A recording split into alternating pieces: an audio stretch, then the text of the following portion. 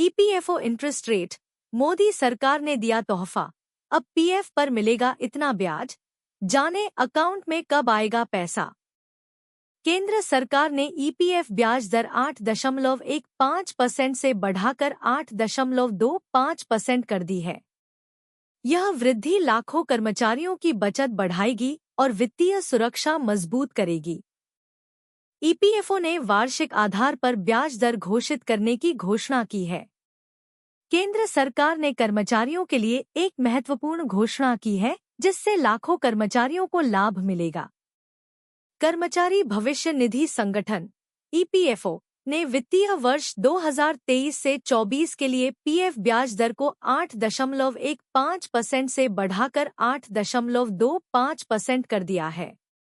यह वृद्धि न केवल कर्मचारियों की बचत को बढ़ाएगी बल्कि उनकी वित्तीय सुरक्षा को भी मजबूत करेगी।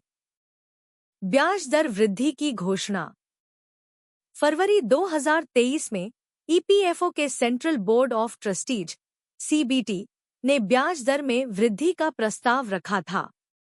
इस प्रस्ताव को वित्त मंत्रालय ने हाल ही में मंजूरी दी है और इसकी घोषणा गुरुवार को ईपीएफओ के सोशल मीडिया प्लेटफॉर्म एक्स के माध्यम से की गई। ईपीएफओ ने अपने पोस्ट में लिखा, वित्त मंत्रालय ने 8.25% की दर से वार्षिक ब्याज दर की मंजूरी दे दी है। ब्याज दर का महत्व। ईपीएफओ द्वारा ब्याज दर में की गई यह वृद्धि महत्वपूर्ण है क्योंकि यह करोड़ों कर्मचारियों की बचत और भविष्य निधि को प्रभावित करती है। ईपीएफ खातों पर मिलने वाला ब्याज हर साल 31 मार्च को जोड़ा जाता है। वर्तमान में ईपीएफओ के तहत लगभग 7 करोड़ कर्मचारी पंजीकृत हैं, जो प्राइवेट सेक्टर में कार्यरत हैं। ब्याज दर तिमाही आधार पर नहीं। ईपीएफओ ने यह भी स्पष्ट किया है कि ब्याज दर तिमाही आधार पर घोषित नहीं की जाएगी। ब्याज दर का खुलासा वार्षिक आधार पर ही किया जाएगा। यह निर्णय ईपीएफओ की नीति में स्थिरता और पारदर्शिता को बनाए रखने के लिए लिया गया है। कर्मचारी भविष्य निधि ईपीएफ क्या है? ईपीएफ एक महत्वपूर्ण बचत योजना है जो प्राइवेट सेक्टर में कार्यरत कर्मचारियों के लिए होती है। इसमें कर्मचारी और नियोक्ता दोनों योगदान करते हैं और यह राशि रिटायरमेंट के बाद कर्मचारी को एकमुश्त दी जाती है। इस योजना का उद्देश्य कर्मचारियों को वित्तीय सुरक्षा प्रदान करना है। बढ़ी हुई ब्याज दर का लाभ। ब्याज दर में इस वृद्धि का सीधा लाभ कर्मचारियों को मिलेगा। इससे उनकी बचत में वृद्धि होगी और रिटायरमेंट के बाद उनकी वित्तीय स्थिति मजबूत होगी। उदाहरण के लिए, यदि किसी कर्मचारी के खाते में 1 लाख रुपए हैं, तो 8.15% की तुलना में 8.25% ब्याज दर पर उसे अधिक ब्याज मिलेगा। ईपीएफओ का भविष्य। ईपीएफओ ने अपनी नीतियों और योजनाओं में लगातार सुधार करते हुए कर्मचारियों के हित में निर्णय लिए हैं। भविष्य में भी ईपीएफओ इस तरह के सुधार और घोषणाओं के माध्यम से कर्मचारियों के वित्तीय हितों की रक्षा करने का प्रयास करेगा। ईपीएफ ब्याज दर में वृद्धि की यह घोषणा कर्मचारियों के लिए बड़ी राहत है। यह कदम न केवल उनकी बचत को बढ़ावा देगा बल्कि उन्हें वित्तीय सुरक्षा भी प्रदान करेगा। केंद्र सरकार और ईपीएफओ का यह प्रयास कर्मचारियों के भविष्य को सुरक्षित और सशक्त बनाने की दिशा में एक महत्वपूर्ण कदम है। खुशखबरी, अंतिम बेसिक का 50% पेंशन प्लस दा मिलेगा। कमेटी की रिपोर्ट पेश, वित्त मंत्री का ऐलान। केंद्र सरकार ने नई पेंशन योजना में सुधार करते हुए अंतिम बेसिक वेतन का 50% पेंशन और दा देने की घोषणा की। कर्मचारियों के लिए यह बड़ी खुशखबरी है। पुरानी पेंशन योजना की बहाली को लेकर लंबे समय से चल रहे संघर्ष में कर्मचारियों के लिए बड़ी खुशखबरी आई है। केंद्र सरकार ने नई पेंशन योजना एनपीएस में सुधार के संकेत देते हुए अंतिम बेसिक वेतन का 50% पेंशन प्लस महंगाई भत्ता दा देने की घोषणा की है। नई पेंशन योजना का विरोध। 1 जनवरी 2004 के बाद भर्ती हुए केंद्र सरकार के कर्मचारियों को नई पेंशन योजना के तहत नाममात्र की पेंशन मिलती रही है। कर्मचारी संगठनों ने लंबे समय से नई पेंशन योजना का विरोध किया और पुरानी पेंशन व्यवस्था की बहाली की मांग की। भाजपा ने मानी गलती।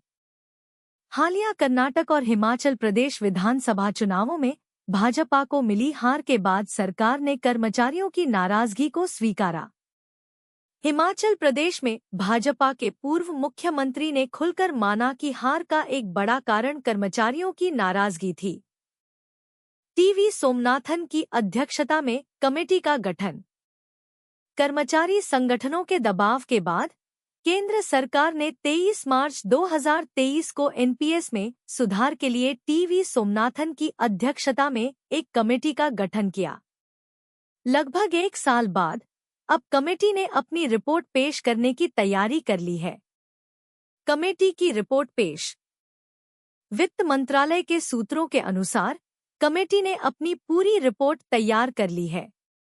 रिपोर्ट के आधार पर बजट में घोषणा की जाएगी। इससे पहले 15 जुलाई 2024 को कर्मचारी यूनियन और केंद्र सरकार के बीच बैठक का आयोजन किया जाएगा, जिसमें रिपोर्ट पर चर्चा होगी। मीटिंग के मुख्य मुद्दे। इस मीटिंग का उद्देश्य कमेटी की रिपोर्ट को कर्मचारी यूनियन के समक्ष प्रस्तुत करना और उसमें संभावित सुधारों पर चर्चा करना है। अंतिम बेसिक का 50% पेंशन प्लस दा। सूत्रों के हवाले से खबर है कि कमेटी की रिपोर्ट के अनुसार कर्मचारियों को उनके अंतिम बेसिक वेतन का 50% पेंशन और महंगाई भत्ता मिलेगा। मान लीजिए किसी कर्मचारी का रिटायरमेंट के समय बेसिक पे 70,000 रुपये है, तो उनकी बेसिक पेंशन 35,000 रुपये होगी। इसके साथ महंगाई भत्ता भी जोड़ा जाएगा। 50% पेंशन का आधिकारिक ऐलान। केंद्र सरकार अभी भी पुरानी पेंशन योजना को बहाल करने के पक्ष में नहीं है, लेकिन नई पेंशन योजना में संशोधन करते हुए अंतिम बेसिक वेतन का 50% पेंशन देने का निर्णय लिया है। बजट से पहले इस निर्णय को कर्मचारी यूनियन के साथ साझा किया जाएगा और बजट में इसका औपचारिक ऐलान किया जाएगा। इस खबर से लाखों कर्मचारियों और पेंशन भोगियों के चेहरे पर खुशी आई है और यह उम्मीद है कि इस कदम से उनका भविष्य सुरक्षित और आर्थिक रूप से मजबूत होगा। पुरानी पेंशन योजना की बहाली को लेकर लंबे समय से चल रहे संघर्ष में कर्मचारियों के लिए बड़ी खुशखबरी आई है। केंद्र सरकार ने नई पेंशन योजना एनपीएस में सुधार के संकेत देते हुए अंतिम बेसिक वेतन का 50% पेंशन प्लस महंगाई भत्ता देने की घोषणा की है।